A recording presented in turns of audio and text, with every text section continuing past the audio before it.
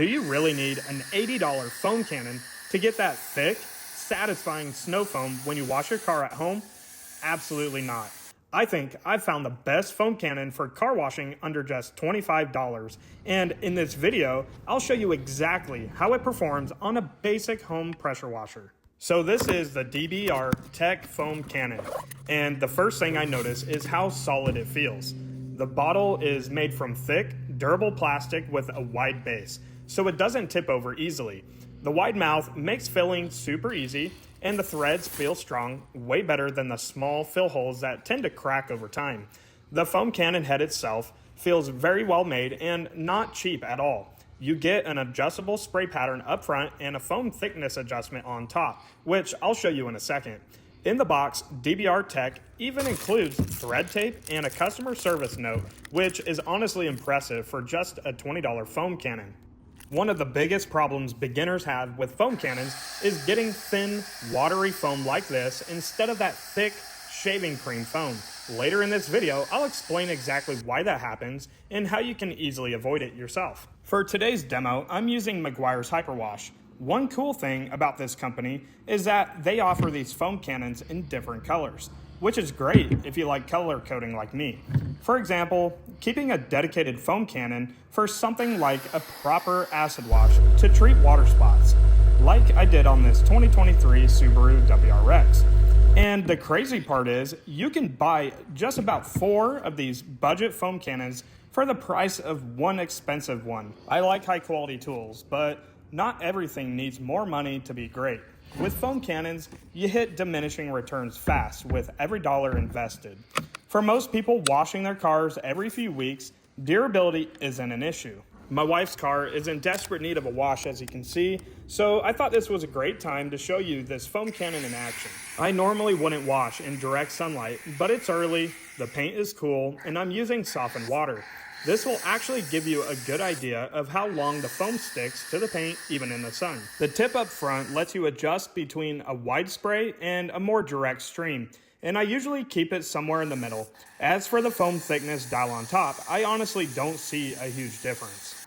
This foam cannon, along with most of the tools you saw in this video, is linked in the description below if you want to check them out. Stick around because in just a minute, I'll show you why a lot of beginners get frustrated with thin foam and why it's usually not the foam cannon at all, just an easy fix.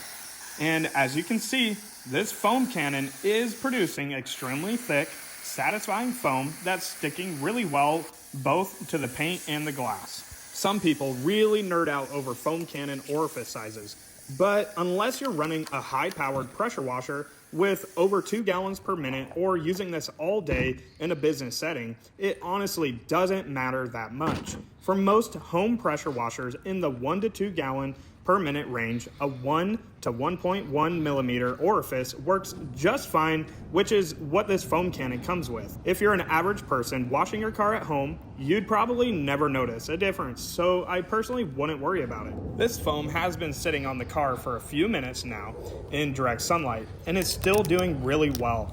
It's breaking up and loosening dirt before the contact wash, which is exactly what a foam cannon is meant to do. That pre-foam adds a lot of lubrication, something you really notice if you compare a pre-foam section to one without it, and it helps reduce scratching, especially on dark color cars that show swirl marks easily if you skip this step. A quick shout out to the Rain-X I applied over a month ago. The glass is still beating like crazy. With proper prep, you can get results just like this, but I'll save that tutorial for another video. Alright, this is where a lot of beginners mess up. Foam cannon dilution ratios can be confusing. Meguiar's Hyperwash calls for a 1 to 400 ratio, about an ounce of soap and 4 gallons of water for a wash bucket. A lot of people think they can use that same mix in a foam cannon, but then they get weak foam and wonder what went wrong. The issue is a pressure washer.